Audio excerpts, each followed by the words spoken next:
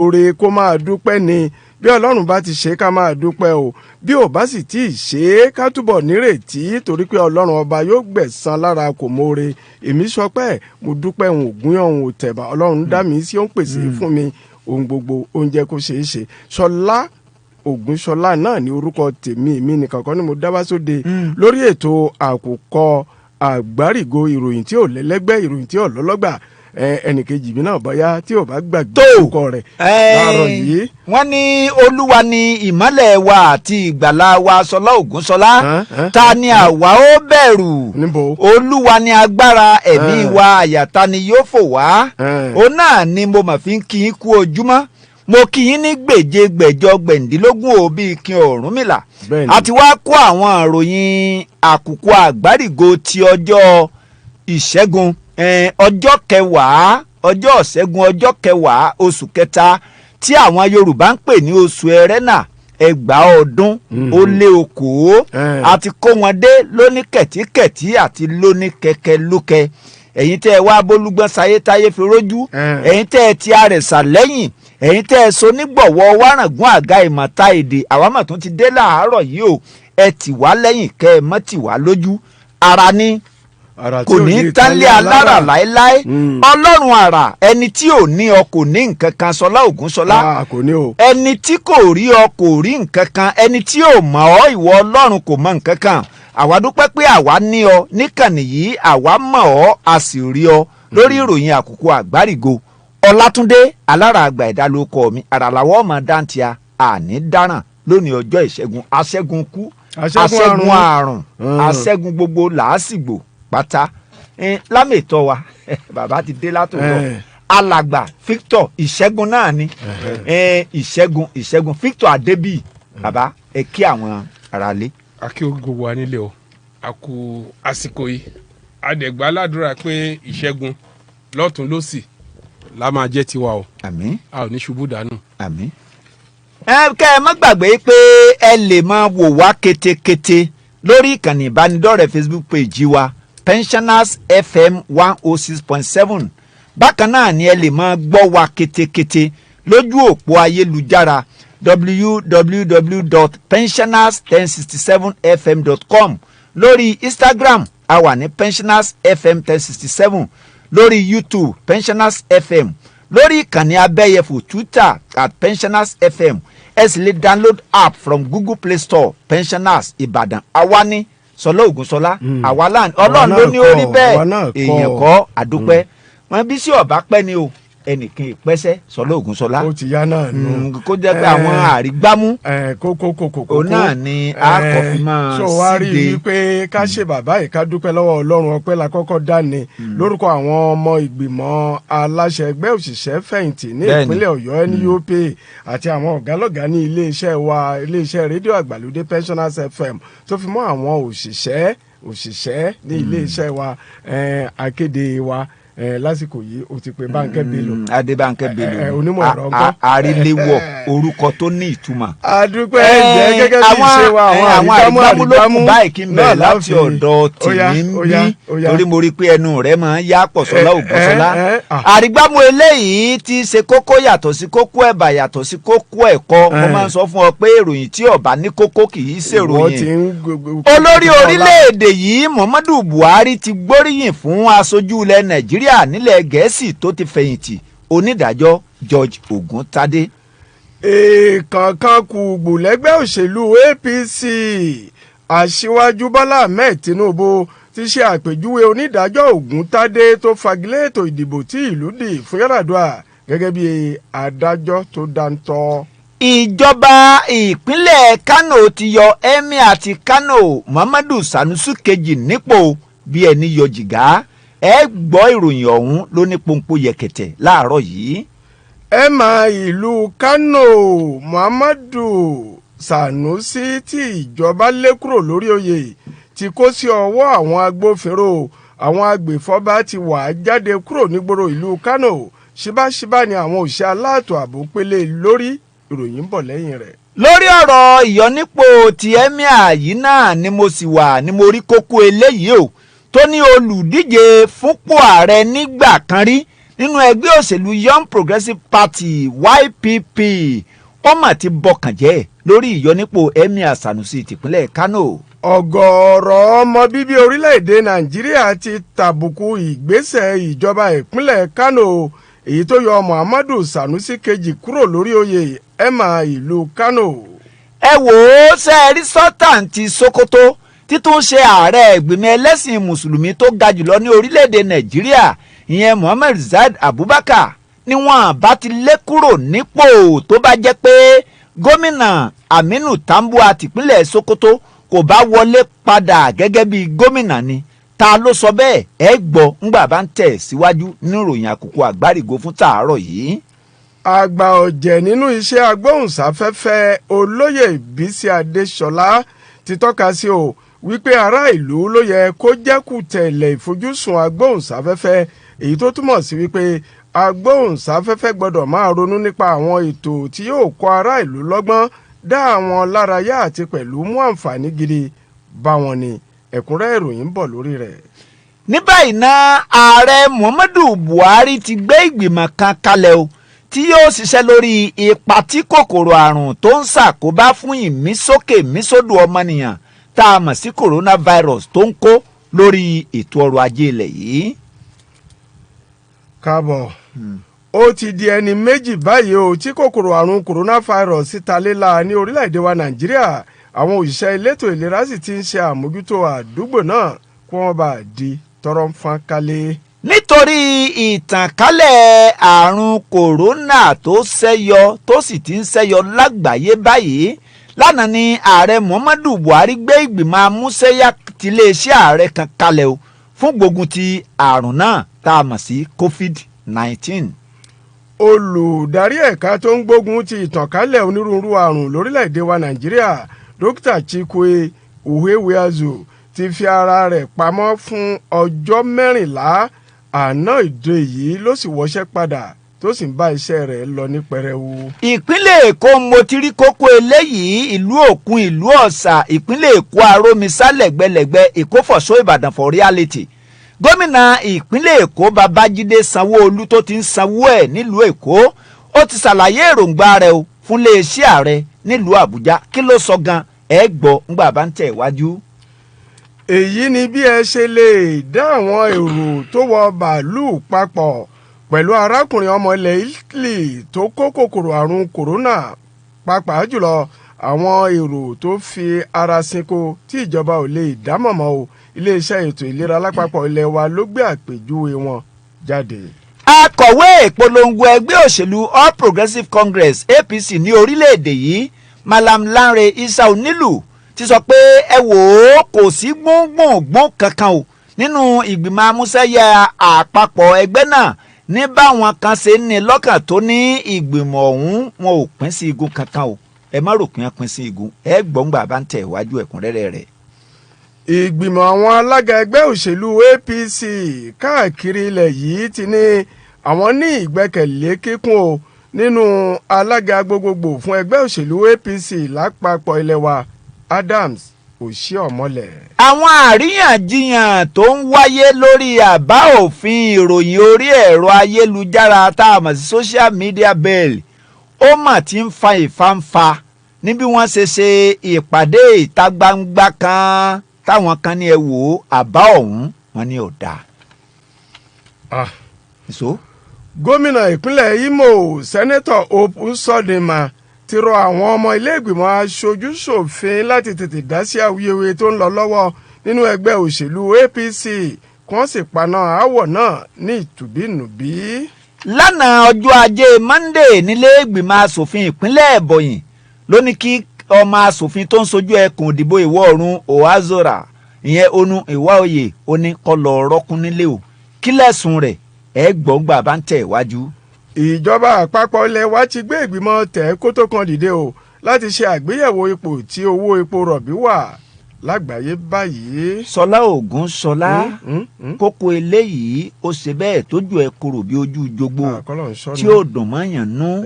tó ní kò dín ní àwọn èèyàn 24 tí wọ́n jóná gúrúgúrú nínú ìṣẹ̀lẹ̀ ìjàmbá mọ́tò kan tó wáyé lójú ọ̀nà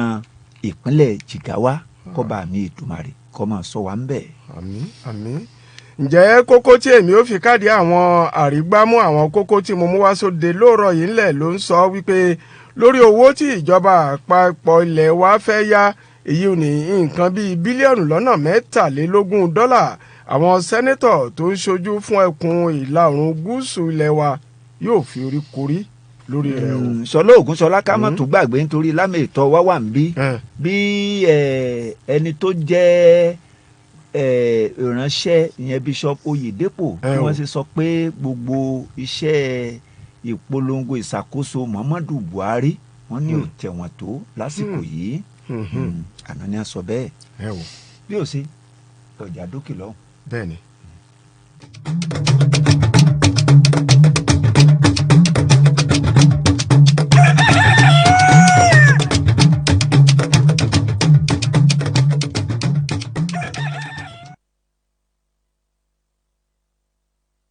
ẹ̀yin tèmi kò sí kékeré akàn tí nílé lórí ọlọ́mbà mi ṣe mo máa tún ti nílé lórí. èmi King Dr. Saheed Òṣùpá Saheedon bí olúfẹ́mi àkọ́kọ́ mo ń fàsìkò yìí sọ fún gbogbo ẹ̀yin èèyàn wa káàkiri gbogbo Nàìjíríà yìí wípé gbogbo ẹni tó bá wù kó kọ́lé kó wá bá a dò pọ̀ ní Afia Properties and Homes à ń ta ilé à ń ta ilẹ̀ ilé tó ní sí of o ilẹ̀ tó ní sí of o ẹ wá bá a dò pọ̀.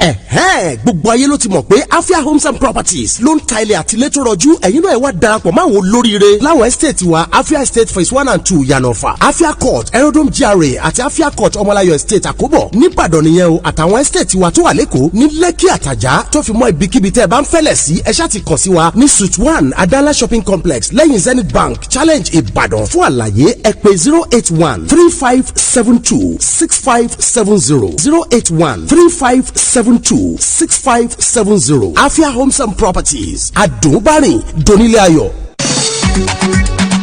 To make your child first among equals, Senfex High School, Mokola Housing Estate, Barracks Road is the foundation needed. Located in a quiet and serene environment, Senfex High School, Mokola provides a conducive atmosphere for your child to learn in a well-equipped laboratory, a well-stocked library, and a modern ICT room with internet facilities. Our teachers are professionals, well-trained, friendly, and approachable, and the excellent result of our students in the JSCE, SSCE, and UTME are enough testimonies. We pay adequate attention to character training, and we inculcate in our students the fear of God. Examination malpractice is a taboo in Senfex High School, Mokola, Ibadan. Admission forms to Senfex High School, Mokola is already on sale at Senfex High School, Mokola, Ibadan, and you can download our forms for a fee on our website at www.senfexschools.com.ng. We also have a crèche, nursery, and primary school where your child can receive a solid foundation. For inquiries, call 0803-714-5814. Senfex, the Center for Excellence.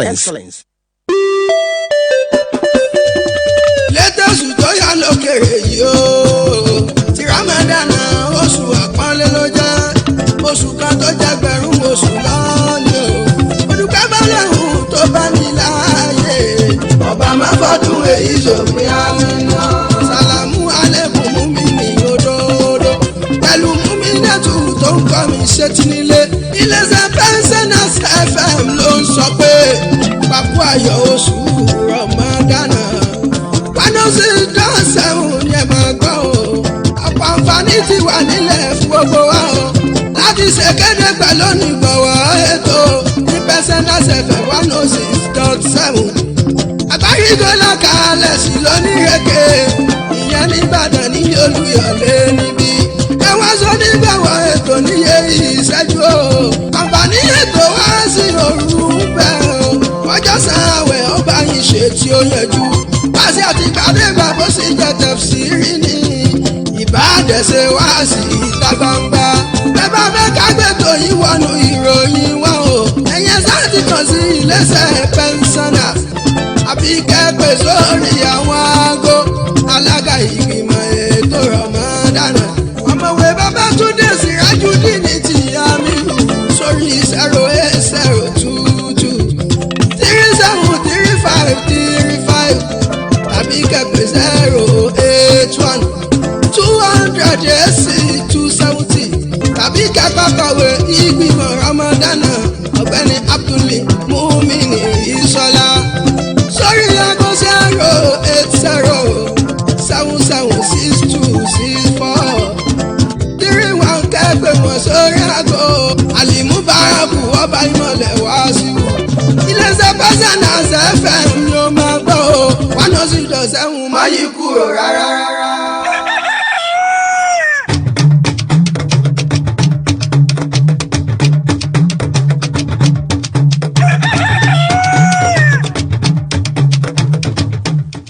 tó a kí yín káàbọ̀ padà lẹ́yìn ìgbà tí a ti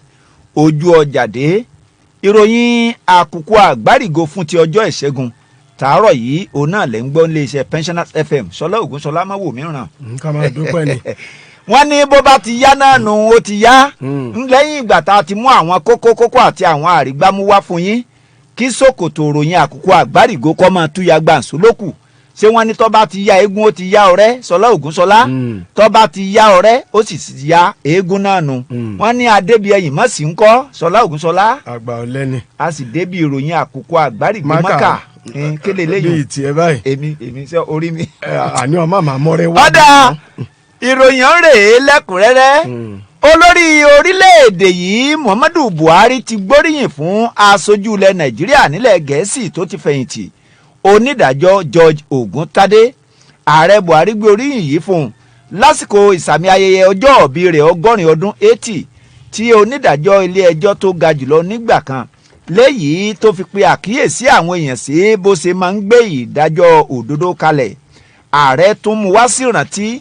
àwọn ìdájọ́ tí onídàájọ́ Ògúntadé gbé kalẹ̀ lórí àwọn ẹ̀sùn tó súyọ nínú ètò ìdìbò fúnpò ààrẹ ọdún 2007 tí wọ́n pè fi tako ìbò olóògbé ààrẹ Umaru Musa Yar'Adua léyìí tó mú kó tayọ láàrin àwọn akẹgbẹ́ rẹ̀ ààrẹ nínú àtẹ̀jáde kan látọ̀dọ̀ olùdámọ̀ràn pàtàkì rẹ̀ lórí ìròyìn àti ìbáraàlú sọ̀rọ̀ ọ̀gbẹ́ni Fẹ́mi Adésínà ṣàpèjúwe onídàájọ́ Ògúntadé gẹ́gẹ́ bí ẹni tí ìwà rẹ̀ yàtọ̀ gédégbé tó sì jẹ́ akíkanjú ẹ̀dá. káàbọ̀ kú iṣẹ́. ìkọ̀kan kùbù ní ẹgbẹ́ òṣèlú APC aṣíwájú Bọ́lá Ahmed Tinubu ti ṣe àpèjúwe onídàájọ́ Ògúntadé tó fagilé ètò ìdìbò tí ìlú dì fún Yar'Adua gẹ́gẹ́ bí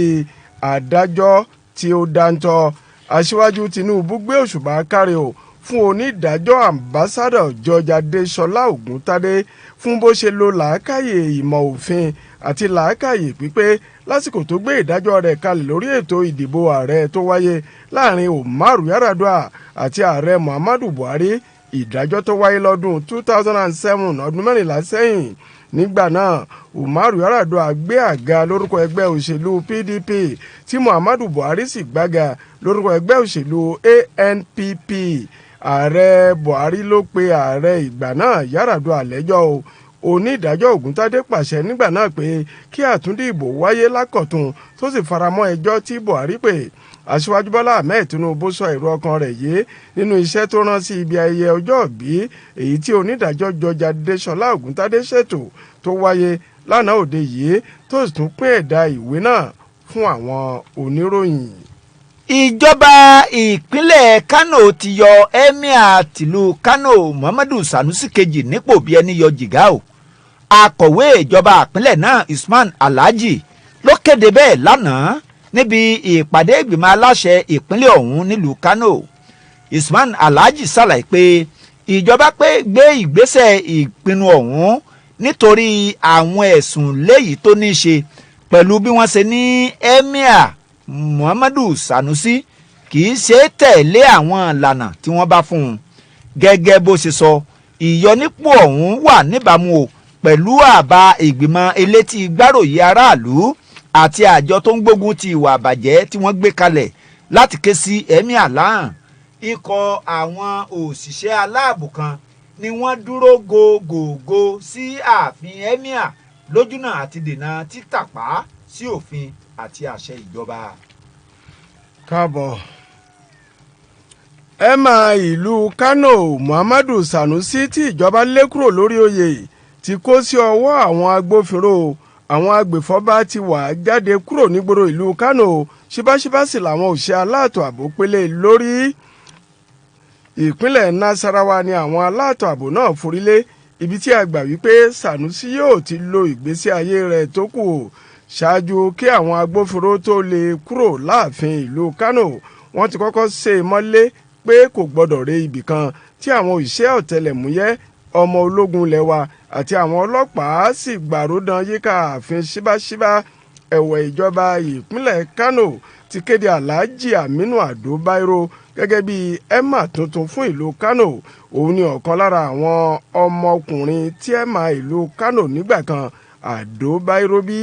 Alhaji Aminu Ado Bayero ló rọ́pò Muhammadu Sanusi kejì ẹni tí ìjọba lé lọ sí ìpínlẹ̀ Nasarawa. Lórí ọ̀rọ̀ ìyọnípò Muhammadu Sanusi náà ni ìròyìn eléyìí náà tún dálé o. Olùdíje fúnpò ààrẹ nígbà kan rí nínú ẹgbẹ́ òṣèlú Young Progressive Party YPP Kingsley Moghalu ti bọkàn jẹ́ o lórí ìyọnípò Emir Sanusi tìpínlẹ̀ Kano. Lánàá ni gómìnà Abdullahi Ganduje tó ń ṣèjọba lọ́wọ́ nípínlẹ̀ náà yọ Emir àti Kano nípò bí ẹni yọ jìgá nítorí pé wọ́n ní Emir náà kì í bọ̀wọ̀ fún òfin àwọn aláṣẹ ni o. Ọ̀kan lára àwọn ọmọkùnrin Emir àti Kano tó ti dolóògbé Ado Bayero ìyẹn Aminu Ado Bayero ni wọ́n kéde orúkọ rẹ̀ o gẹ́gẹ́ bí Emir kẹẹ̀ẹ́dógún tìpínlẹ̀ náà. Gẹ́gẹ́ bí Moghalu ṣe sọ, ìyọnípò Sanusi ṣàfihàn pé ìjàgùdù kan sì wà nílẹ̀ yìí o. Ní báyìí ná ìròyìn fi yé ni pé wọ́n ti gbé Sanusi kúrò nílùú Kano tí wọ́n sì ti gbé lọ sí ibùdó kan nípínlẹ̀ Nasarawa. Bó bá yé ará ilé kó sì yé ará oko ni o wípé ọ̀kan ṣoṣo ìrẹ́pọ̀ ni àwọn mọ́gàjí tó wà ní ilẹ̀ Ìbàdàn wà. Gbogbo wọn sì ti panupọ̀ fi ara mọ́ bí gómìnà ìpínlẹ̀ Ọ̀yọ́ onímọ̀ ẹ̀rọ Ṣèyí Mákindé ṣe yan Alhaji Mukaila Lamidi tí àlàjẹ rẹ̀ ń jẹ́ Ọ̀sílárì gẹ́gẹ́ bí alága ìgbìmọ̀ adásẹ̀ríà fúnni tí yóò máa mójútó àwọn bùdókọ̀ gbogbo tó ń bẹ ní ìpínlẹ̀ Ọ̀yọ́. Ọ̀kan lára àwọn ojúlówó mọ́gàjí ilẹ̀ Ìbàdàn ẹnjiníà Abdul-Jelil Adanla sì ti rọ àwọn akẹgbẹ́ rẹ̀ o láti má ṣe jẹ́ kí oyè tuntun náà ò dá yánpọnyánrin sílẹ̀ láwùjọ ìgbìmọ̀ mọ́gàjí ilẹ̀ Ìbàdàn. Mọ́gàjí ẹnjiníà Abdul-Jelil Adékúnlé Adanla ni aláṣẹ àti olùdarí àgbáríjọ iléeṣẹ́ àfíà. Ìgbìmọ̀ ojúlówó mọ́gàjí ilẹ̀ Ìbàdàn ló so mọ́ oyè Olúbàdàn ti ilẹ̀ Ìbàdàn èyí tó wà fún ìrẹ́pọ̀ ọkùnrin àti obìnrin tó jẹ́ ọmọ bíbí ìlú Ìbàdàn. Àwọn mọ́gàjí ilẹ̀ Ìbàdàn ń ṣe àtìlẹ́yìn tó lóòrè o fún aláyélúwà ọba Sọ́líù Àkànmú Adétúnjì Ajé Ògúngúnnísọ̀ kínní ni o. Gẹ́gẹ́ bí mọ́gàjí ẹnjìnìà Adékúnlé Adánlá ṣe wí, àwọn mọ́gàjí náà kí kábíyèsí Olúbàdàn kú iṣẹ́ takuntakun fún bó ṣe fi làákàyè mú àtúntò rere àti ìrẹ́pọ̀ bá ìlú Ìbàdàn àti àwọn ọmọ bíbí ibẹ̀. Wọ́n ní ìjọba nìkan ló mọ àwọn tó lè bá a ṣiṣẹ́ pọ̀ fún ètò ìdàgbàsókè ìpínlẹ̀ Ọ̀yọ́. Àwọn mọ́gàjí ilẹ̀ Ìbàdàn gbà ládùúrà pé kí Olódùmarè ó túbọ̀ máa ṣe amọ̀nà Alhaji Mukaila Lamidi Auxiliary kó sì túbọ̀ tẹpẹlẹ mọ́ ìjágerege ètò ìrìnnà ọkọ̀ ní ìpínlẹ̀ Ọ̀yọ́. Mọ́gàjí ẹnjìnìà Abdul-Jelil Adékúnlé Adánlá gbé òṣùbà káre fún mọ́gàjí Abbas Ọlọ́kọ̀, mọ́gàjí Wálé Ládọjà, mọ́gàjí Akéré, mọ́gàjí Ọláṣòmí àti àwọn mọ́gàjí tó kù fún ti iṣẹ́ ìtẹ̀síwájú. Sultan ti Sokoto títún ṣe ààrẹ ìgbìmọ̀ ẹlẹ́sìn mùsùlùmí tó ga jùlọ ní orílẹ̀-èdè Nàìjíríà Muhammadu Saad Abubakar ni wọ́n bá ti lé kúrò nípò tó bá jẹ́ pé gómìnà Aminu Tambuwa tìpínlẹ̀ Sokoto kò bá wọlé padà gẹ́gẹ́ bí gómìnà ni o. Aṣòfin nígbà kan rí tó ń sojú ẹkùn ìdìbò àárín gbùngbùn Kaduna nílé aṣòfin àgbà sẹ́nẹ́tọ̀ Shehu Sani ló sọ bẹ́ẹ̀. Sani ṣàlàyé ọ̀rọ̀ yìí nígbà tó ń sọ̀rọ̀ lórí ìyọnípò Muhammadu Sanusi kejì gẹ́gẹ́ bí Emir tìlú Kano ìyẹn lánàá. Gómìnà ìpínlẹ̀ Kano Abdullahi Umaru Ganduje ló buwọ́lu ìyànsípò Aminu Ado Bayero gẹ́gẹ́ bí Emir tuntun ti Kano. Ọ̀gọ̀rọ̀ ọmọ bíbí orílẹ̀-èdè Nàìjíríà ti ń tàbùkù ìgbésẹ̀ ìjọba ìpínlẹ̀ Kano èyí tó yọ Muhammadu Sanusi kejì kúrò lórí oyè Emir ti ìlú Kano. Wọ́n fi ẹnu àbùkù kún Umar Ganduje tí í ṣe gómìnà ìpínlẹ̀ Kano tó ṣe iṣẹ́ ìlékúrò náà.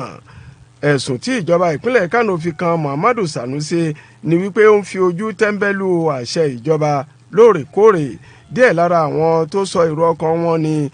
wọ́n ní ṣe bí Ganduje yìí ni àwòrán gbé lásìkò kan tó ń gba owó ìbọ̀gbẹ́ tó sì wá jẹ́ wípé òun ló lé ọba onílàákàyè tó jẹ́ ọ̀mọ̀wé tó sì ń sọ òdodo jáde. Àwọn kan tilẹ̀ ní bí eégún bá mọ̀ pé òun ó padà dèèyàn ni o, ìbá ni eégún ọ̀hún ó rorò mọ́ lábẹ́ aṣọ òfin aṣẹ̀málù tí a mọ̀ sí immunity èyí tó dáàbò bo Ganduje fẹ́ẹ̀ tán o.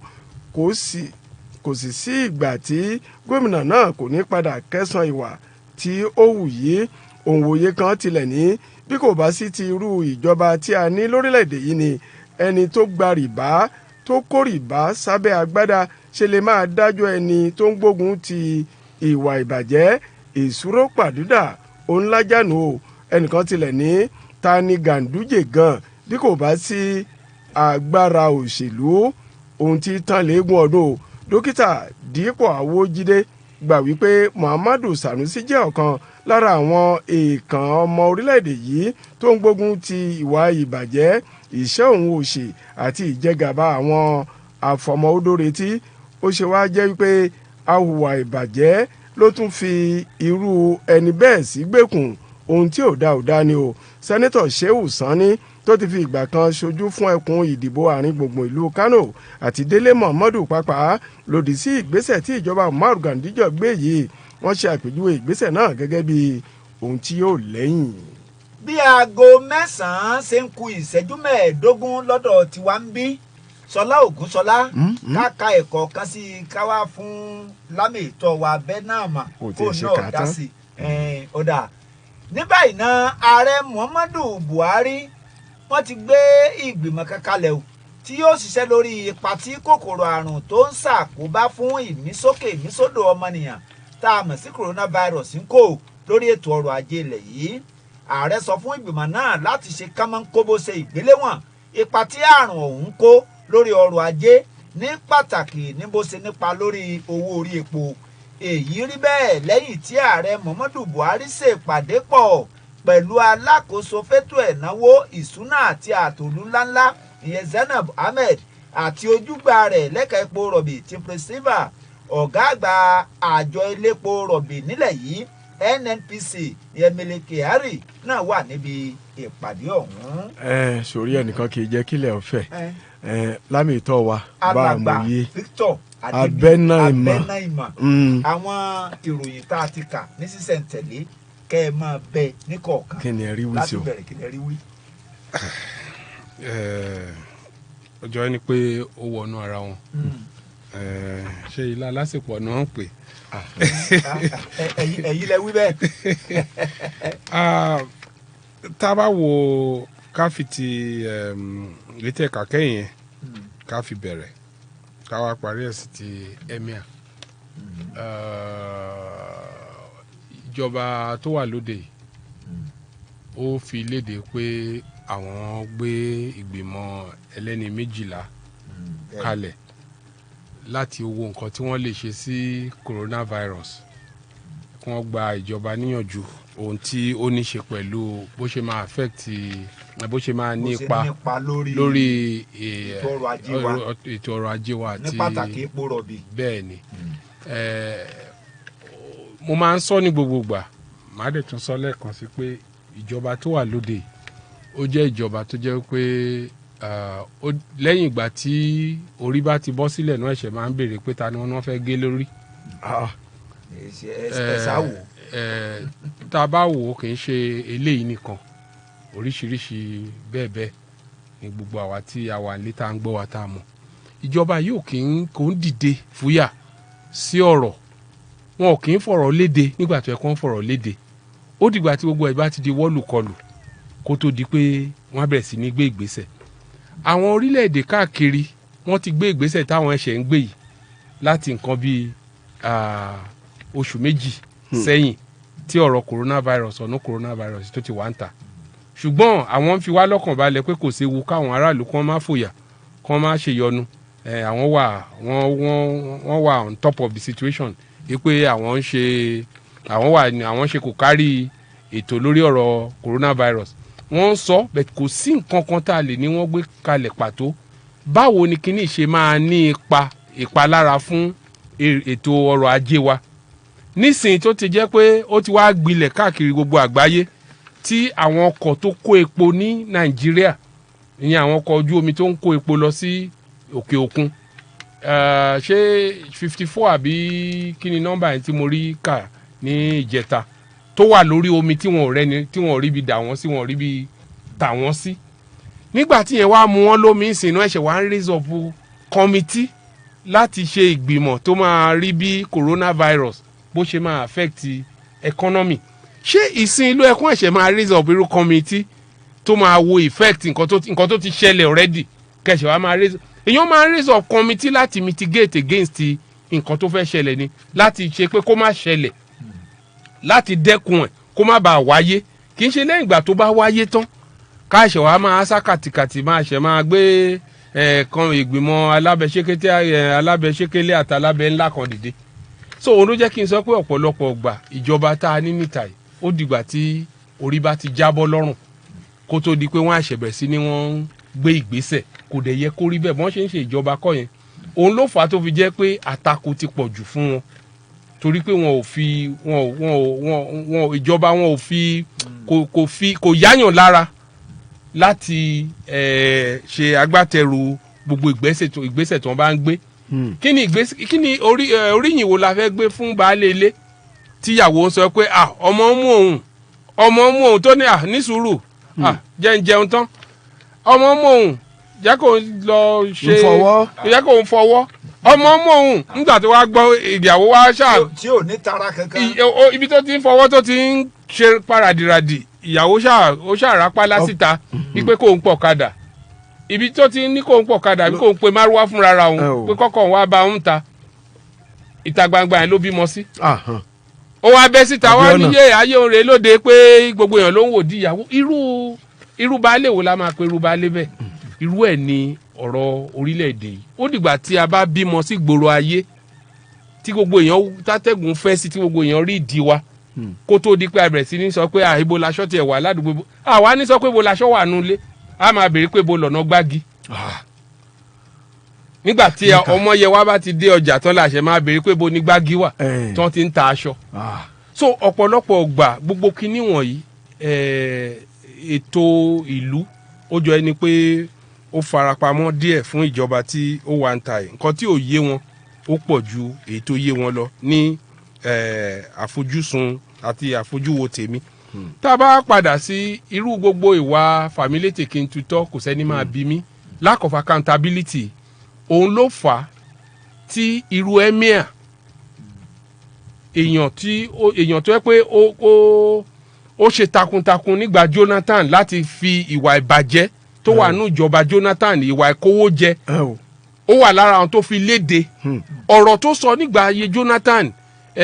àkíyèsí aráàlú tó pè sí owó tí àwọn Desiani àti gbogbo wọn tó ń kó jẹ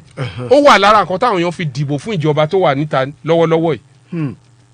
ó wà lára àwọn tó ń ṣe anti-corruption crusade tó ń pariwo èrèdí tó yẹ pé wọ́n láti investigate NNPC tí wọ́n láti ṣe kinní kan ìyẹn wà lára nǹkan tó yá àwọn aráàlú lára láti fọwọ́ ti ìjọba Buhari lẹ́yìn láti rí pé wọ́n wọlé irú ẹni bẹ́ẹ̀ wá ní wàhálà pẹ̀lú gómìnà tó yẹ pé ó ń gba dọ́là kì í ṣe pé ó gbà ní kọ̀rọ̀ ó ń gbà tí ó wà ní gbàgede ayé ó wà lórí YouTube bí mo ṣe ń sọ̀rọ̀ ó wà lórí online táwọn ìgbìmọ̀ assembly ìgbìmọ̀ asòfin state yẹn tí wọ́n gbé committee dìde tí wọ́n gbé lọ sí court kó tó di pé wọ́n pa náà wọ́n ṣáà tẹ kéèsì yẹn rì wípé torí pé ó ní immunity èyí tá à ń wí sí ó yẹ kí Ganduje kó máa káwọ́ sẹ́yìn rojọ́ nínú ilé ẹjọ́ ni tí ò bá jẹ́ pé fẹ̀gbẹ́wọ́ tó tún wọlé ẹlẹ́ẹ̀kejì irú ẹni bẹ́ẹ̀ ó wá ń fa wàhálà pẹ̀lú emir ní Kano ìwọ ààrẹ ó lè pe àwọn méjèèjì kó o yanjú aáwọ̀ yẹn kó o lo ipò ẹ gẹ́gẹ́ bí ààrẹ kó o yanjú wàhálà yẹn so tá a bá sọ lọ wájú tá a bá sọ lọ ẹ̀yìn ẹ rí ọ̀pọ̀lọpọ̀ húyọ̀húyọ̀ tó wà ń lu yìí orí tábìlì ààrẹ ni gbogbo ẹ̀ padà sí torí wípé ẹni tó bá rí nǹkan tí ò dáa tó ní kò kan òun aláìdáa ni wọ́n pèrú ẹni bẹ́ẹ̀ nílẹ̀ Yorùbá so tí o bá rí nǹkan tí ò dáa nǹkan tágbà fi ń jágbà nìyẹn àgbà máa ń wá bó ṣe fẹ́ tó nǹkan ni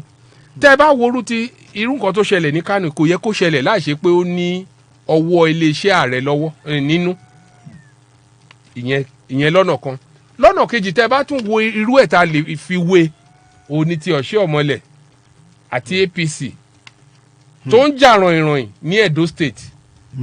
níbi tí ẹrù Ọ̀ṣẹ́ọ̀mọlẹ̀ tó ti wọ́ wá that's why tí àwọn Lagos State APC àwọn kinní kan chairman ní party táwọn kan sọ pé àwọn support ẹ̀ wọn ò kàn lè sọ pé má lò rọ́wọ́ mi ni wọ́n láti ṣojú ayé ojú ayé ni gbogbo wọn ṣe politics ni wọ́n ń play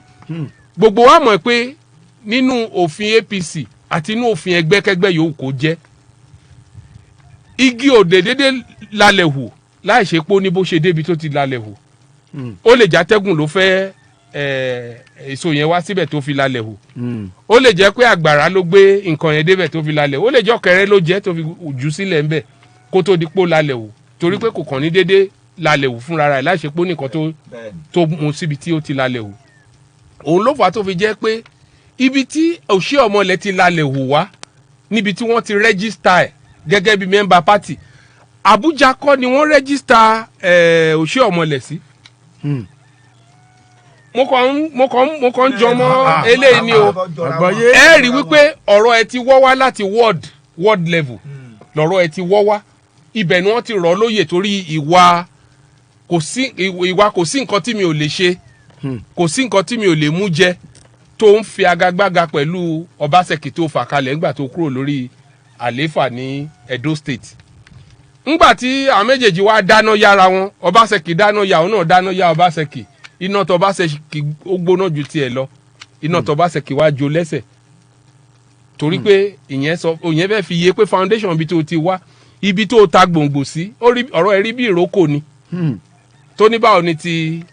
ilẹ̀ ṣe jẹ́ ilẹ̀ wa lókè ó ti forí kan ọ̀run sí fún mi ní ilẹ̀ mi fún mi ní iṣẹ́ ìlẹ̀kẹ̀ wọ́n náà fi ìlẹ̀kẹ̀ sí ìlẹ̀kẹ̀ tó wà lọ́rùn ẹ̀ ọmọdé tí wàá dàgbà ń sìn ìlẹ̀kẹ̀ ó ti mọ́ ọmọ lọ́rùn onílẹ̀kẹ̀ wa ní kí wọ́n fún onílẹ̀kẹ̀ ń padà ṣáwàá bẹ́ ọmọ lórí ni nǹkan tó ṣe Ọ̀ṣẹ́ọ̀mọlẹ̀ nìyẹn àwọn Edo State wa lókè sísè tó ń rí wa fín àfẹ́ ẹlẹ́gbẹ́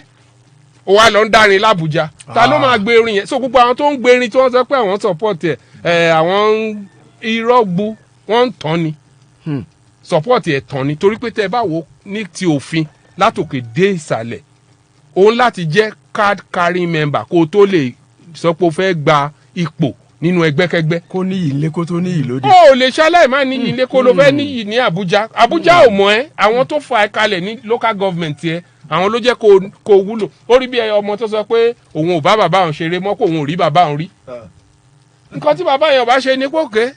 èyí tí mo kán sílẹ̀ tí mo kán sára àyà ẹ̀ lálẹ́ ọjọ́ yẹn dá padà fún mi ṣọ́mọ yẹn ò ní wọlẹ̀ lọ́jọ́ yẹn torí pé nǹkan kan ló mú nǹkan kan jáde ibì kan ló ti ṣàn wá but Yorùbá dẹ̀ sọ pé odò tó bá gbàgbé orísun ẹ̀ ó di dandan kó gbẹ gbígbẹ yẹn ló dé bá ọ̀gbẹ́ni yìí sìn tá a bá wò ìyẹn ní ilé ẹjọ́ l'Àbújá ló fi gbé ìdájọ́ yẹn kalẹ̀ pé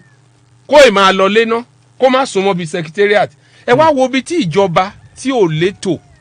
òmòfi sọ lọ́jọ́ yẹn pé ẹ́ńjìn mẹ́ta tẹ́rópléènì wá fi ń fò mẹ́tẹ̀ẹ̀ta ti ń jóná mẹ́tẹ̀ẹ̀ta ti ń bàjẹ́ báyìí báwo ni ilé ẹjọ́ kan ṣe máa gbé ẹjọ́ kan kalẹ̀ tí kejì máa fa tí kan máa fa sísàlẹ̀. so tá a bá ẹ jẹ́ kí wọ́n á jọmọ́ ti Sanusi wàhálà yóò bá má tó yìí bó ẹ pé ààrẹ pé Ọ̀ṣẹ́ọ̀mọlẹ̀ kó pe Ọbaṣẹ́kì meeting tó nídìí pẹ̀lú àwọn èèyàn mẹ́ta gẹ́gẹ́ bí ipò tó ní gẹ́gẹ́ bí ààrẹ kò ju mítìn wákàtí kan lọ. ọ̀dà ẹ̀ máa ṣe báyìí mọ́ o báyìí ni ẹ máa ṣe. kí tí ẹ ń ṣe pé ó máa pa láṣẹ fún wọn ni tó máa lé wọn kúrò lọ́fíì pé tóun bá tún gbọ́ pẹ́ lẹ́nu àwọn méjèèjì wọ́n á comply wọ́n máa tẹ̀lé I mean ibi gẹ́rẹ́jẹ́ là ń bá gbà. ilé ààrẹ ò ní dá sí i ó dìgbà tí gbogbo ẹ̀ bá fọ́ lójú ó dìgbà tí gbogbo ayé bá kò yẹ kó rí bẹ́ẹ̀. òun ni wọ́n pè ní bad governance. ìjọba ok ẹ wo ẹnìkan sìn ìwà wàrà yẹn ló fi ó gbéjọba lọ sílé ẹjọ́ lọ́wọ́lọ́wọ́ yìí sìn kí ló gbéjọba lọ sílé ẹjọ́ fún ó ní kó má jẹ́ kí àwọn tó ń bọ̀ láti China àwọn tó ń bọ̀ láti Italy àwọn tó ń bọ̀ láti àwọn ibi tí coronavirus yẹn tó gbilẹ̀ wípé kí ilé ẹjọ́ sọ fún ìjọba kó má jẹ́ káwọn èèyàn wọ̀nyẹn wọlé kó má kó bá wa. ṣé lọ́ọ̀yà kan ló yẹ kó gbérù nǹkan bẹ́ẹ̀ lọ sílé ẹjọ́ àbí ìjọba ló yẹ kó gbé ìgbésẹ̀ tó tọ́ ìjọba ò gbé ìgbésẹ̀ ọ̀ǹtì tí wọ́n ṣẹ̀ wá láwọn set up committee lẹ́yìn ìgbà tí omi ti ń gbẹ̀yìn gbogbo ìgbín lẹ́nu tá a dẹ̀ ní nǹkan tá a lè fi dá wàhálà tó bá délẹ̀ tán so ó ṣùwé pé a wà ní autopilot ní Nàìjíríà ni akàn ṣáà ń fò lọ lórí afẹ́fẹ́. láti ẹ̀ máa mímọ́ òyìn oyún ọlọ́run bá ní ṣe kind of ìjọba ọlọ́run ò dẹ̀ ń báyàn ṣe ìjọba bí kò ṣe wípé ó ti fún wa ní ọpọlọ tá a máa fi ṣe á wá tì wá lẹ́yìn tó pòun ló fún wa lọ́pọlọ òun ló fún wa lóye inú láti lò tó yẹ pé kò fẹ́ ká lo ọpọlọ wa ká lo òye inú wa ni kò ní fún wa lọ́pọlọ òun ló máa ń fà lẹ́mìí elémìí iṣẹ́ tó ń bá fínra bí ẹ̀gbẹ́ iṣu ni torí wípé àdúrà nìkan ló mọ̀ gbà kò mọṣẹ́ ṣe àdúrà nìkan ló mọ̀ gbà kò ní akíkanjú báwo ló ṣe ń fẹ́ kọ́ Ọlọ́run ràn ẹ́ lọ́wọ́ méjèèjì láti máa lọ papọ̀ òun ló fi fún wa lọ́pọlọ ló túnbọ̀ wá fún wa ní oore ọ̀fẹ́ ló máa fi kí lẹ́yìn òun ló fà á tó fi jẹ́ pé irú ti ẹ́míà yìí kì bá má ṣẹlẹ̀ bọ́ ẹ pé irú ààrẹ á rí i pé gbogbo nǹkan tó ṣẹlẹ̀ sí ti ẹ́míà yìí ọ̀rọ̀ òṣèlú ni ìkíní ẹ̀sùn tó ń fi kàn ó ní tó bá ń ṣe meeting kò ń wá ẹni tó bá ṣe lòdì sí corruption ẹni tó bá ṣe lòdì sí ìwà jẹgúdújẹrá ẹni tí wọ́n ti mú lọ́lọ́ṣà òlè lòun ṣèpàdé kẹ́ni tó ń tako ìwà ìbàjẹ́ ó tún máa bá a ṣèpàdé pọ̀ ó máa lóun kò lè yá lára ìyẹn ní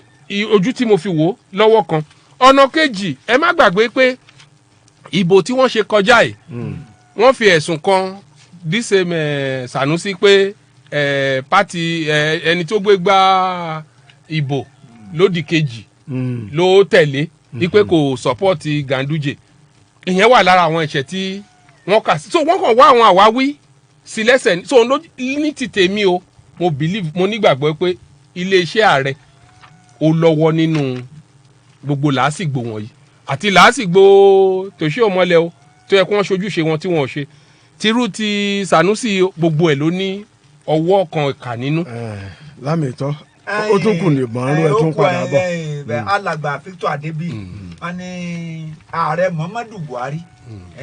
ó gbóríyìn fún onídàájọ́ George Ògúntadé. ó tún jọra wọn.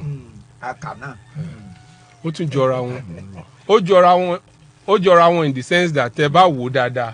ẹ rí wípé nǹkan tí Tinubu sọ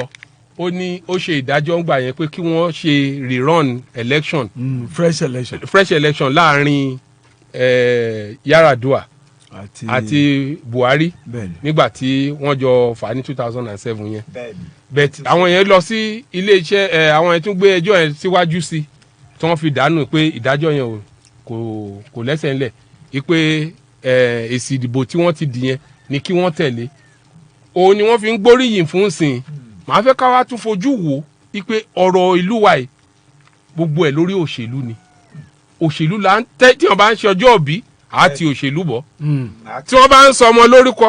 wọ́n á ti òṣèlú bọ̀ irú ìsìn tẹ́ bá wo àwọn ti Bayelsa ń sìn wọ́n á gbóríyìn fún Mary Odile àti àwọn tó ṣèdájọ́ yẹn àwọn tí APC wọ́n á máa ṣe wọ́n á máa bẹ́ẹ̀ kí wọ́n tẹ́ bá wo àwọn tó ṣẹlẹ̀ ní Imo State so ibi ọ̀rọ̀ ọkọ àti oko ríro ni. ẹ wo owó ni o kò dáa lọ́rùn ẹnìkan ẹja dókè lọ́hùn torí polówó ọjà àgúnmọ̀ owó ni.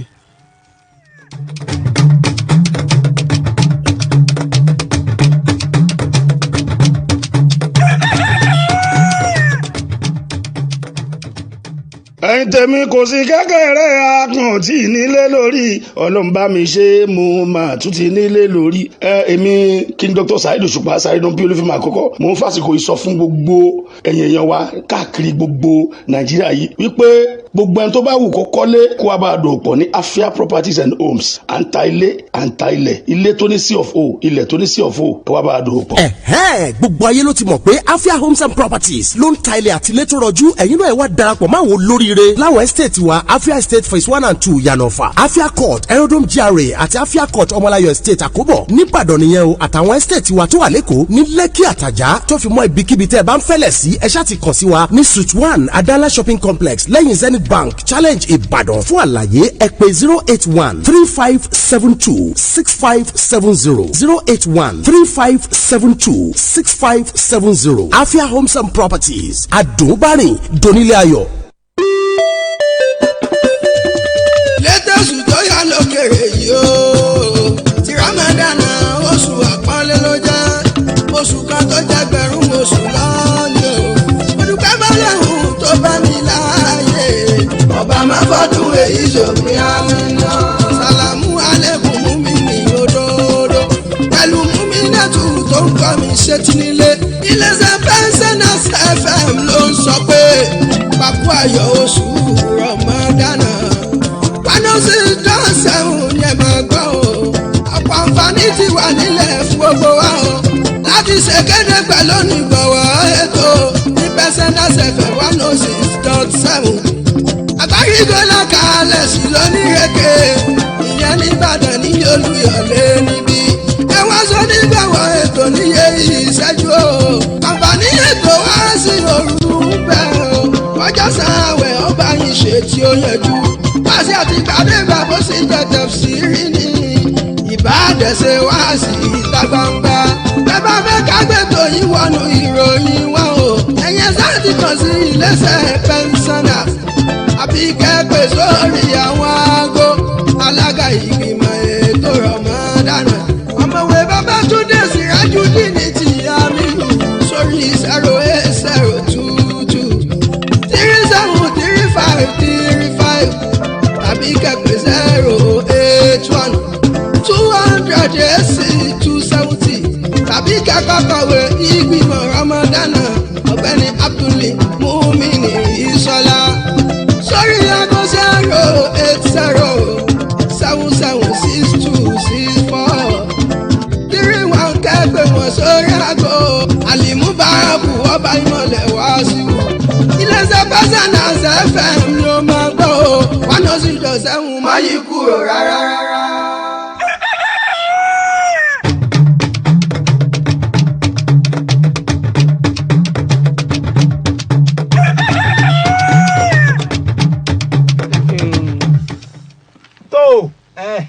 ẹ ṣe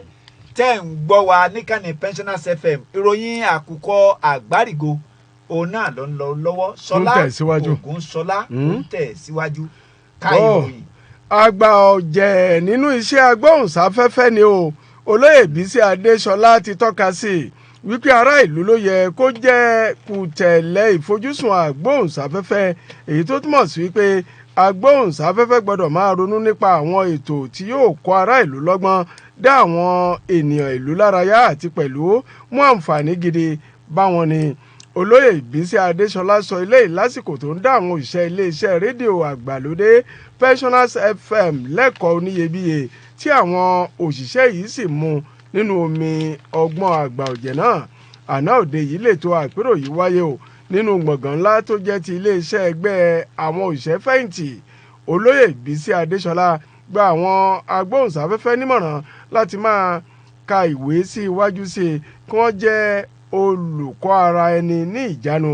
kí wọ́n sì máa ṣe iṣẹ́ ìwádìí àti pẹ̀lú kí wọ́n jẹ́ ẹni yìí ẹni ẹ̀yẹ láwùjọ. olóyè Adéṣọlá gbà wípé ẹ̀bọ̀ ẹ̀yìn ti dé bá iṣẹ́ ìgbóhùnsáfẹ́fẹ́ lórílẹ̀‐èdè yìí. olóyè Adéṣọlá gba àwọn òṣìṣẹ́ iléeṣẹ́ wa Pensioners FM nímọ̀ràn láì túbọ̀ jára mọ́ iṣẹ́ tí wọ́n yàn láàyò. àwọn aláṣẹ ẹgbẹ́ òṣìṣẹ́ fẹ̀yìntì ní ìpínlẹ̀ Ọ̀yọ́ pàápàá péjú pésẹ̀ sí ibi àpérò tí à ń wí yìí. ó mú kan sí fi yọ̀ǹda rẹ̀ ń bẹ̀ ètò ìlera. ó ti di ẹni méjì báyìí o tí kòkòrò àrùn coronavirus taléla ní orílẹ̀-èdè wa Nàìjíríà. Àwọn òṣìṣẹ́ elétò ìlera sì ti ń ṣe àmójútó àdúgbò náà kó wọn bá di tọrọ ń fọ́n kálé. Alákòóso ètò ìlera dókítà Ọ̀ságẹ́ Ẹ̀hánirẹ̀ ló sọ bẹ́ẹ̀ fún àwọn oníròyìn ní ibi ìfikùnlukùpọ̀ tó wáyé ní ilé ìwòsàn ẹ̀kọ́ṣẹ́ ìṣègùn òyìnbó tó jẹ́ ti fásitì ìlú Benin ìpínlẹ̀ Edo. A gbọ́ wípé láti ìpínlẹ̀ Ògùn ni ẹni náà ti wá. Gẹ́gẹ́ bí dókítà Ẹ̀hánirẹ̀ ṣe sọ, onítọ̀hún wà lára àwọn tó fi ara rora pẹ̀lú ọmọ ilẹ̀ Italy tí kòkòrò àrùn coronavirus taléla èyí tí wọ́n jápa nínú oṣù tó lọ yìí. Nítorí ìtànkálẹ̀ àrùn kòrónà tó ń ṣẹlẹ̀ lágbàáyé nílọ́lọ́ yìí, lánàá ni ààrẹ Muhammadu Buhari gbé ìgbìmọ̀ amúṣẹ́yà àti iléeṣẹ́ ààrẹ kan kalẹ̀ o fún gbógun ti àrùn coronavirus tá a tún mọ̀ sí COVID-19. Nínú àtẹ̀jáde kan tí wọ́n fún àwọn oníròyìn lánàá, lẹ́yìn tí agbẹnusọ ààrẹ lórí ìròyìn àti ìbáraàlú sọ̀rọ̀ Malam Garba Shehu buwọ́lù sọ pé ìgbésẹ̀ ààrẹ ló wà fún ìgbáradì o lórí àìbáàmọ̀ tárùn náà bá tún fẹ́ ṣẹ́yọ nílẹ̀ yìí níbi àjọ elétò ìlera àgbáyé WHO ṣe gbà wọ́n níyànjú. Ìrètí wà pé ìgbìmọ̀ amúṣẹ́yà náà ni yóò jábọ̀ iṣẹ́ rẹ̀ láàrin oṣù 6 sásìkò tá a wà yìí o. Àwọn ọmọ ìgbìmọ̀ amúṣẹ́yà ọ̀hún ni ọ̀gbẹ́ni Boss Mustapha tó jẹ́ alága, oníṣègùn òyìnbó Sani Aliu tó jẹ́ alákòóso àpapọ̀, alákòóso fétò ìlera, alákòóso fọ́rọ̀ abẹ́lé, alákòóso fọ́rọ̀ ọmọnìyàn, ìṣàkóso àjálù àti iṣẹ́ amúlùdùn, alákòóso fétò ẹ̀kọ́, alákòóso fétò òròyìn àti àṣà, alákòóso fọ́rọ̀ àyíká, ọ̀gá àgbà fún iṣẹ́ gbogbogbò, ọ̀gá àgbà níbùdó tó ń paná àrùn nílẹ̀ yìí, aṣojú orílẹ̀-èdè ní àjọ elétò ìlera àgbáyé WHO. Àwọn náà ní ọmọ ìgbìmọ̀ àmúṣẹ́yà ọ̀hún. Sori Túndé, Àtàórè ni ìwọ ń pè ní Àtàórè, ìpínlẹ̀ Èdó ló ń pè ní àbí ìpínlẹ̀ Èdó? Ìpínlẹ̀ Èdó ni. Ìpínlẹ̀ Èdó, ìpínlẹ̀ Èdó kọ́. Ìwọ lọ máa lẹ́dọ̀ Èdó. Olùdarí ẹ̀ka tó gbógun ti ìtànkálẹ̀ onírúurú àrùn lórílẹ̀‐èdè yìí dókítà Chikwe Iweweanzo ti fi ara rẹ̀ pamọ́ fún ọjọ́ 14 gbáko. Àná ló sì wọ iṣẹ́ padà tó sì ń bá iṣẹ́ rẹ̀ lọ ní pẹrẹwu. Dókítà Chikwe fi ara pamọ́ sí ibì kan ní kété tó gúnlẹ̀ sí orílẹ̀‐èdè yìí láti ilẹ̀ China. Ọ̀gá àgbà kan ní iléeṣẹ́ tó ń gbógun ti ìtànkálẹ̀ onírúurú àrùn lórílẹ̀‐èdè yìí ló kéde rẹ̀ o wípé àná òde ni ọ̀gá àwọn wọṣẹ́ padà lẹ́yìn tó ti lọ rèé fi ara sinko níbì kan fún odindi ọjọ́ 14 gbáko kó má bàa kó àrùn náà bá ẹlòmíì. Ìpínlẹ̀ Èkó mo wà yìí, ìpínlẹ̀ Èkó, ìlú Òkun, ìlú Ọ̀sà, ìlú Arómisá lẹ́gbẹ̀lẹ́gbẹ̀ Èkó fọ̀ṣọ́ Ìbàdàn for reality. Sọlá Ògúnṣọlá ń rò pé ó dé kò rí torí ń gbọ́ mídẹ̀mídẹ̀ lẹ́nu ẹ̀rí. Wọ́n lọ lánàá tó bá dànà wọn lo Èkó tó bá dànà wọn lọ Èkó. Gómìnà ìpínlẹ̀ Èkó Babájídé Sanwó-Olú tó ti ń sanwó ẹ̀, ó ti ṣàlàyé èròǹgbà rẹ̀ fún iléeṣẹ́ ààrẹ nílùú Àbújá lọ́jọ́ Àìkú Sunday ìjẹta. Gómìnà Babájídé Sanwó-Olú ṣèpàdé alátìlẹ̀kùn mọ́ríṣẹ́ kẹpọ̀ pẹ̀lú ààrẹ Muhammadu Buhari o, léyìí tí ìpàdé ọ̀ní ṣe pẹ̀lú àrùn tó kòró tá a mọ̀ sí coronavirus. Babájídé sọ fún ààrẹ Buhari bí iléeṣẹ́ ètò ìlera nípìnlẹ̀ Èkó ṣe ń gbìyànjú láti kojú àrùn ọ̀hún. Gómìnà fi kún àlàyé rẹ̀ lórí bí iléeṣẹ́ ètò ìlera nípìnlẹ̀ náà ṣe pawọ́pọ̀ jíyanko pẹ̀lú iléeṣẹ́ ètò ìlera àpapọ̀ àti ibùdó tó ń gbógun ti àrùn nílẹ̀ yìí láti rí dájú pé àrùn COVID-19 kò tàn kálẹ̀ mọ́ o. Ó mú wá ṣèrántí pé yàtọ̀ sí ti ìṣẹ̀lẹ̀ ọmọ ilẹ̀ Italy, àrùn 3 tí wọ́n fura sí pé ó ṣeéṣe kó jẹ́ àrùn coronavirus ni wọ́n yà sọ́tọ̀ ṣàyẹ̀wò fún òun nílùú Èkó lọ́sẹ̀ tó kọjá, tí wọ́n sì fìdí ẹ̀ múlẹ̀ pé kì í ṣe àrùn corona tó kàn jẹ́ pé ti ọmọ ilẹ̀ Italy nìkan òun ló wà. Ilé ìjọba wá ṣàlàyé pé ààrẹ Muhammadu Buhari ó fi ẹ̀mí ìkẹ́dùn rẹ̀ hàn o pẹ̀lú àwọn orílẹ̀-èdè. Èyí ni bí ẹ ṣe lè dá àwọn èrò tó wọ bàálù papọ̀ pẹ̀lú arákùnrin ọmọ ilẹ̀ Italy tó kó kòkòrò àrùn coronavirus, pàápàá jùlọ àwọn èrò tó fi ara sinko tí ìjọba ò lè dámọ̀mọ́ o. Iléeṣẹ́ ètò ìlera ló gbé àpèjúwe wọn jáde. Iléeṣẹ́ ètò ìlera ní ìpínlẹ̀ Èkó sì ti kéde rẹ̀ wípé òun wá 2 lára àwọn tó bá ọkùnrin náà wọkọ̀ bàálù pọ̀ nítorí pé kòkòrò àrùn coronavirus ti ta lé wọn láà. Alákòóso ètò ìlera ní ìpínlẹ̀ Èkó ọ̀jọ̀gbọ́n Akin Àbáyọ̀mí ti dárúkọ àwọn méjèèjì. Àwọn ni Enwelunta Obinore Godfrey tó jẹ́ ọkùnrin àti Salami Abiodun Sodiq tó jẹ́ obìnrin. Ọ̀jọ̀gbọ́n Àbáyọ̀mí ní ìjọba ìpínlẹ̀ Èkó ti fi àwọn kan sí ìpamọ́ fún odindi ọjọ́ 14 gbáko. Alákòóso ètò ìlera ní ìpínlẹ̀ Èkó tún sọ ọ́ di mímọ̀ wípé ọmọ bíbí ilẹ̀ Italy tó kọ́kọ́ lu ìgbàdí kòkòrò àrùn coronavirus ti ń gba ìtọ́jú lọ́wọ́ o ní ilé ìwòsàn kan tó wà ní agbègbè Yaba ìlú Èkó tí ohun gbogbo sì ti dàbí ẹni pé yóò so èso rere ó ti ń ṣe ẹnu re. Àná òde yìí ni ọ̀jọ̀gbọ́n Àbáyọ̀mí wí bẹ́ẹ̀ fún àwọn oníròyìn tó fi ọ̀rọ̀ wá lẹ́nu wò ládùúgbò Aláùsá ìlú Èkó. ká máa ṣe kinní ọ̀hún pápá bí ilẹ̀ pápá ni ká má bàa farapa lórí ìròyìn àkókò àgbárígò nítorí àsìkò. Akọ̀wé ìpolongo ẹgbẹ́ òṣèlú All Progressives Congress APC ní orílẹ̀-èdè yìí Malam Lanre Isa Onílò ti sọ pé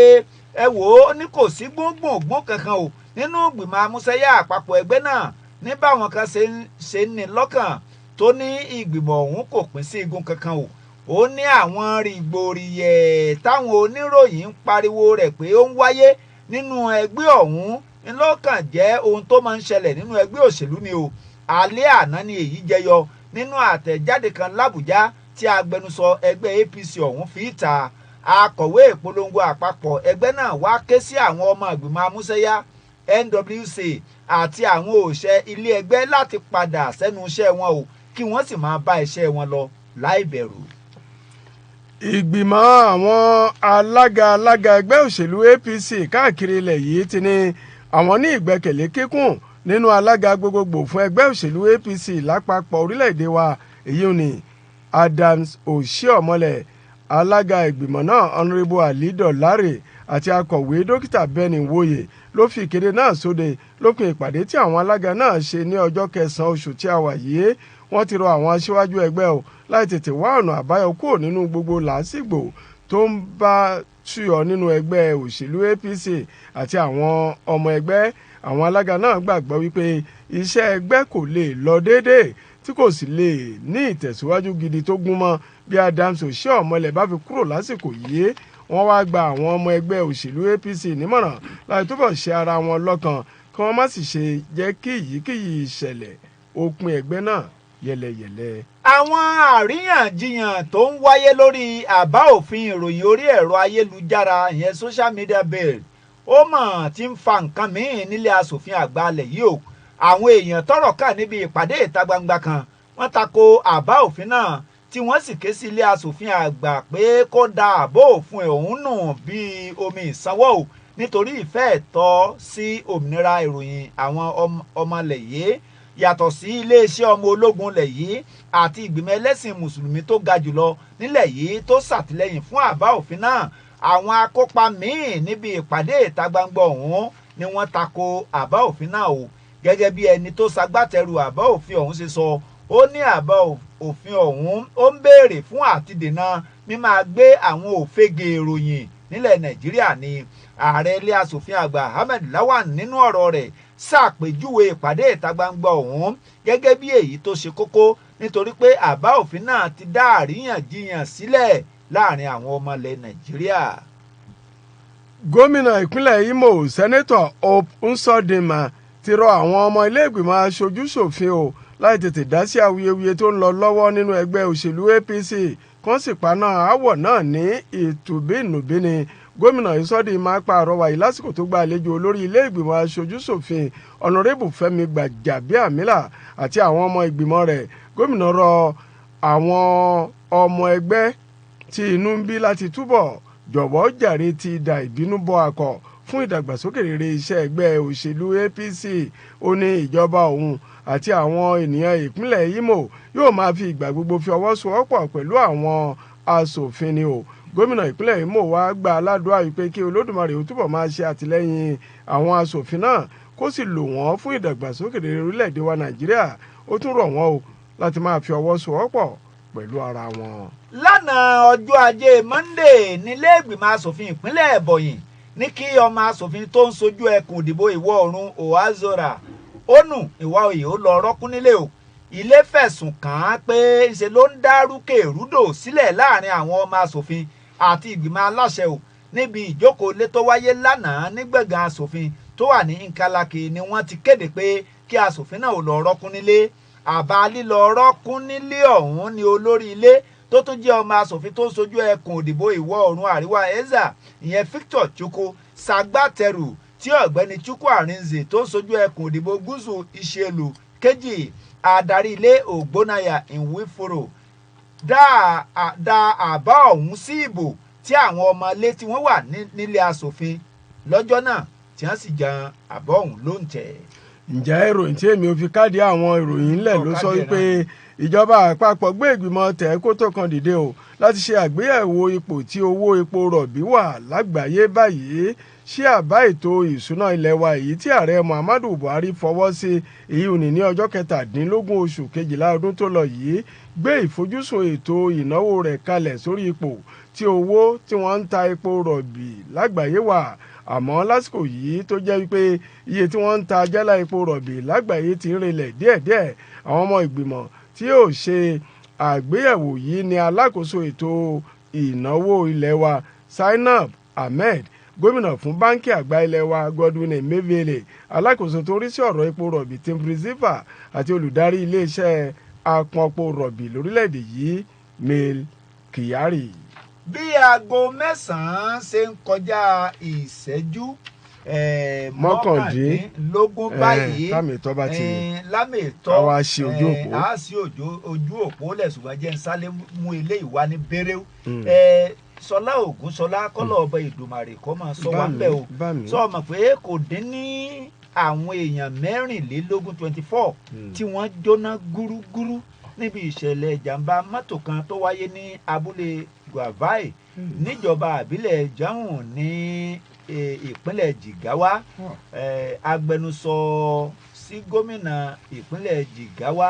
Anwar Sankara ló fìdí ìṣẹ̀lẹ̀ múlẹ̀ o tó fìdí ẹ̀ múlẹ̀ pé ìṣẹ̀lẹ̀ náà ṣẹlẹ̀ nígbà tí gómìnà Muhammed Badaru Abubakar tó ń rìnrìn àjò lọ sí Gúbẹ̀. Wọ́n ti wá agbẹnusọ iléeṣẹ́ ọlọ́pàá òun náà tún fìdí ẹ̀ múlẹ̀ kí ọlọ́ọ̀bá òkè ó dákun kò máa sọ wa alàgbà Victor Adébíyì àwọn ìròyìn ṣẹ́gun kọ́ ṣẹ́gun àrùn Victor ṣẹ́gun. ẹ jẹ́ ká wo ohun tí a kà nípa gbígbé ṣé àwọn ní ká pè lórí ọ̀rọ̀ lílo ẹ̀rọ ayélujára social media tí ó ń jà ràn-ìràn lọ́wọ́ tí wọ́n ṣe ìpàdé ìta gbangba lé lórí lánàá ní ilé ìgbìmọ̀ asòfin orílẹ̀-èdè tí wọ́n sọ wípé wọ́n fẹ́ bẹ̀rẹ̀ sí ní gbé ìjánu lórí lílo ọ̀rọ̀ ẹ̀rọ ìbánisọ̀rọ̀. ẹ rí wípé òwe tí Yorùbá máa ń pa wípé tí bí èèyàn bá ṣe sin ẹ̀gbọ́n ẹ̀ ní hòhò tó tún má búrò lọ́wọ́ ó túmọ̀ sí pé kó tó náà bá kú yòó làbúrò sí wọ́n ṣe máa tún ṣe ìkẹ́hùn náà nìyẹn. ó ní ó jẹ́ kí n tún sọ wípé ìjọba tá a ní wọn ò ní ojú àfisùn lórí nǹkan dẹ́nu wọn ń ro nǹkan jinlẹ̀jinlẹ̀ bó ṣe yẹ kó ń rò tó ṣe é. torí pé tẹ bá wò ó torí nípa àtakò nípa pípariwo lórí ẹ̀rọ ayélujára òun ni wọ́n ṣe fi wọlé. torí pé àwọn èèyàn ọ̀gọ̀ọ̀rọ̀ èèyàn wọ́n mobilize àwọn èèyàn lórí ẹ̀rọ ayélujára yìí bẹ́ẹ̀ni òun làwọn èèyàn fi jáde tìkẹ́tìkẹ́ láti dìbò fún wọn. mo rántí pé gbogbo àwọn yẹn Lai Muhammed ìyẹn tó jẹ́ alákòóso ìròyìn ìsìn a máa dún kára máa dún koro ni àjọ tó ti di aláṣẹ ìròyìn ìsìn àgbúrò ẹ̀ mọ́ gbogbo nǹkan tó ń ṣẹlẹ̀ lù ń sìn kò dún kára kò dún koro mọ́ torí pé wọ́n ní tí eégún ẹni bá jóore ara máa yá tọkùn atọ́kùn ẹ̀ ń sìn kò yá lára láti wá sí gbàgede ayé láti wá dún kára dún koro kó tó di pé bó ṣe ń ṣe nígbà kó tó di pé wọ́n gba ìjọba ṣùgbọ́n nísìnyí àwọn tára ń ni nílùú tí nǹkan ò dọ́gba fún tí wọ́n ń pàyàwó wọn tí wọ́n ń pọmọ wọn tí Boko Haram ń kó lẹ́rú tí àwọn Fúlàní tí wọ́n ń da ẹran tí wọ́n ń jẹ oko wọn tí wọ́n ń ba nǹkan wọn jẹ́ tí wọ́n ń ba nǹkan ní wọn jẹ́ tí wọ́n wá ń pariwo lórí gbàgede ayé social media ń sìn wọ́n ní kí wọ́n gbé gbèǹdékele kí wọ́n bẹ̀rẹ̀ sí ní yí ibẹ̀ ní yí rédíò kíjọba máa yí ibẹ̀ ní yí rédíò kí wọ́n máa control ẹ̀ bọ́n ṣe fẹ́ látòkè wá káwọn ọmọ Nàìjíríà kí wọ́n má lè fi ẹ̀hónú wọn hàn mọ́ bó ṣe wù wọ́n bẹ́ẹ̀ ń sìn wọ́n fẹ́ kó máa fi ẹ̀hónú hàn bíjọba ṣe fẹ́ nǹkan tó fi yẹn wà fún nìyẹn. Now tírú ẹ̀ bá wá ṣẹlẹ̀ èmi ò ní kó má ṣẹlẹ̀ mi ò ní kábà yẹn kó má dòfin kì bá dáa kó má dòfin bẹ́ẹ̀ tó bá dòkú fín ó bá mi lára mu torí wípé nísìn àwọn èèyàn ń fi ẹ̀hónú hàn nínú lámìtọ́ ẹ jẹ́ ká gba ìpè yìí kẹ́ tó tún ẹ káàárọ̀ o kí ni orúkọ yín o àti ibo lẹ ti ń pè wá o ẹ káàárọ̀ orúkọ yín. orúkọ mi ni Ahmed Wahab òun ti láti adé Ọ̀yọ́ ilẹ̀. Ahmed Wahab. ṣé ẹni tọrọ pé ẹ̀rù mọ́kùnrin kan máa ní kú tí sọládìyẹ ni òjò ní tẹlẹwúrẹ́. ọ̀nà táwọn gbà láti ìgbà ìjọba àná jẹ́ wọ́n fi jọba gbà mọ́ ọ̀bẹ́jẹ́ sílẹ̀ fún wọn. inú ojú ọjọ́ tí sẹ́ni tí wọ́n dé yẹn ọ̀nà táwọn gbà táwọn fi gbé wọ́n fi ohun tí ò ṣe jọ wọ́n fi sọ́dọ̀ tọ́ nígbà yẹn náà àwọn wá ń búlọ̀kù gba àwọn ààyè yẹn lẹ́ẹ̀dẹ̀ mọ̀ pé ìlérí Ọlọ́run ni oníwàásù mu. ọ̀rọ̀ tí máa ń dá yẹn Ọlọ́run ní ọ̀sẹ̀ Ọlọ́run jọba jẹ. àmín ẹ kú ojúmọ́ o ẹ káàárọ̀ o orúkọ yín o àdúpẹ́. Adémọ́lá ọba yín. Adémọ́lá ọba láti Mọ́kọ́lá. kí ni àkọ́ yín fẹ́ kọ́. ẹ rà sá ibi táwọn ọkọ̀ tèmi fẹ́ kọ sí ni ti ọ̀rọ̀ ọba Sanusi Lamido yẹn. Tẹ́rí Ganduje ọmọdé ẹ̀ búrò kó wẹ̀yìn wò ni. ìjọba àbúrò kọ́ ni kí ló nípa. tó bá dọjọ́ iwájú ojú tún ra rí. ṣe mà pé ní ìwòyí 2014 ṣe ń pe Sanusi ló kọ rí òṣòkọ tí wọn ò pé tán ẹkùn ọkọ̀ Goodluck ẹkùn kẹ́nẹ́kan iná ló dé lẹ́yìn. ṣùgbọ́n ẹ̀ tí wọ́n bá lò tí wọ́n bá fi ba tẹnìkan jẹ́ kó rántí pé fúnra Ọlọ́run bá ní ọ̀pọ̀ àràbà tó náà jẹ́ kó náà máa retí. wọ́n dẹ̀ kí àbúrò àrí náà pé àwọn náà kó oríire wọ́n ṣẹ́gun ọ̀tá wọn kan lábala kan nígbà ọba yá ojú gbogbo wọ́jọ́ tó náà ni ẹ máa dé tó bọ̀. ẹ ṣeun gbogbo yẹ Ọlọ́run torí aláràgbà ẹ̀dá. ìròyìn kan tó ń jáde ní yàjò báyìí kílámì ìtọ́wà náà máa gbọ́ Emir ti Kano Sanusi Muhammed tí wọ́n yọ nípò òun náà ti sọ̀rọ̀ lórí ìyọnípò rẹ̀ o tó ní kí wọ́n wò ó pé ipò Emir pé kì í ṣe ń tọ́ wà lọ pẹ́ títí o pé àwọn ọba àtàntọ́ bá jẹ́ aṣáájú òun ni wọ́n gbọ́dọ̀ mọ̀ ni wọ́n sọ nínú àwòrán fídíò kan tó sì wàá sọ pé ẹnìkan ń ló ti wà ṣáájú òun gẹ́gẹ́ bí Emir ẹni bóun sì ṣe kúrò yìí ẹnìkan náà ni ó ṣe kíni òun náà ni ó tún wà nípò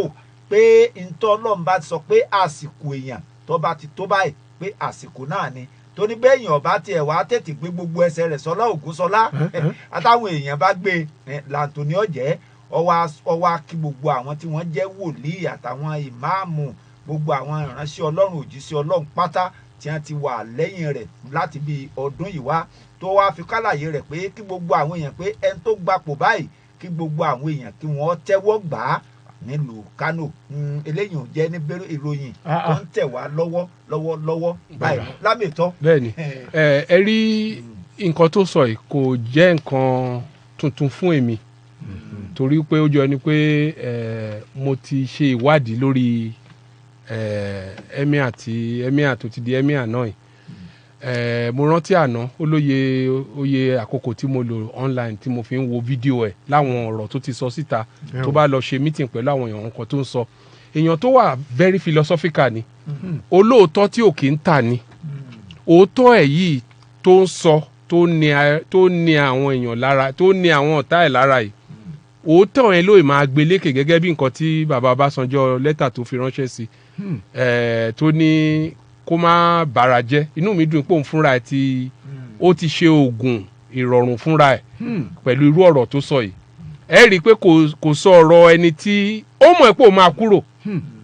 òun náà ò mọjọ́ tó fẹ́ jẹ́ kò kàn mọjọ́ tó máa ó mọ̀ pé ọjọ́ òun ó ti wà nọ́mbà látìgbà tí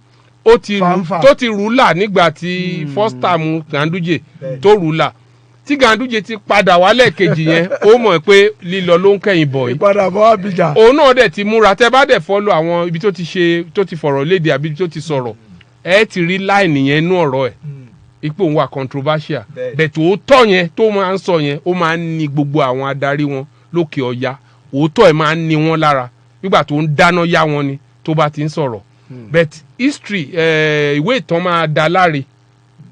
nígbà tí àkókò bá tó ẹni títí ẹ̀ dé la mọ̀ ẹni títí ẹ̀ ń bọ̀ àmọ́ ẹni tó dẹ̀ rọ lóye dẹ̀ ní tiẹ̀ ní nípàkọ́ ẹ̀ tó wà. sáà lè gba ìpè kan sí àbí ká. tabari kan sí torí pé àsìkò tí 09081111067 àsìkò ti pè á lẹ́jọ́ bàbá rí ẹyọ kan sí ká máa dágbére. àwọn èèyàn wá ṣeun lọ́pọ̀lọpọ̀ tí wọ́n kú sùúrù wọ́n ti pè wá 09081111067. wọ́n bá wa lọ bá wa bọ̀. ǹjẹ́ lórúkọ akéde ètò fún ti sáà tá a wà yìí Adébánkẹ́ Bello Babatunde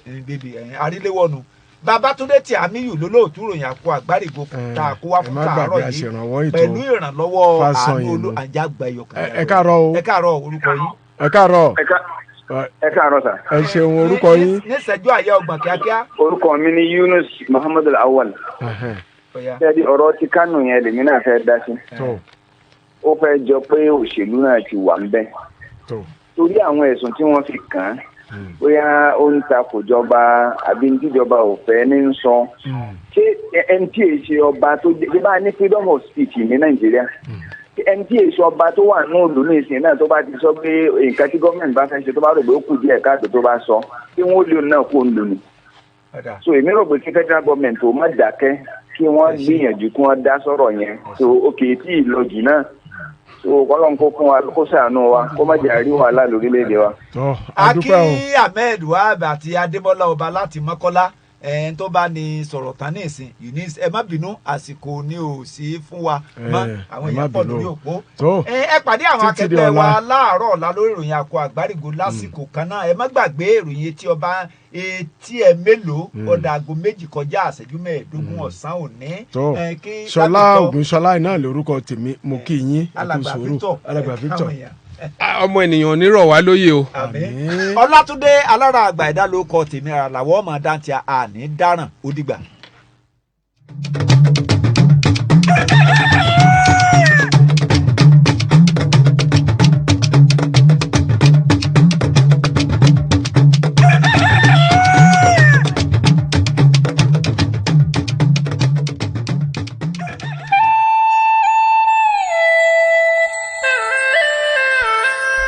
wò sí láwùjọ òkúta àríyànjiyàn sí ògòǹgò ní baba ẹyẹ ìjímèrè ní baba ọ̀bọ onídíje ológùrò sí nínú ẹyẹkẹyẹ nígbó níbi ká ṣètò òtún mọ́gbọ́n dání ká sọ̀rọ̀ yìí tí ò ní tàbí ṣùgbọ́n ká polówó ọjà ká jó ògbúgbàjẹ Pensioners FM 106.7 la gbádé fún.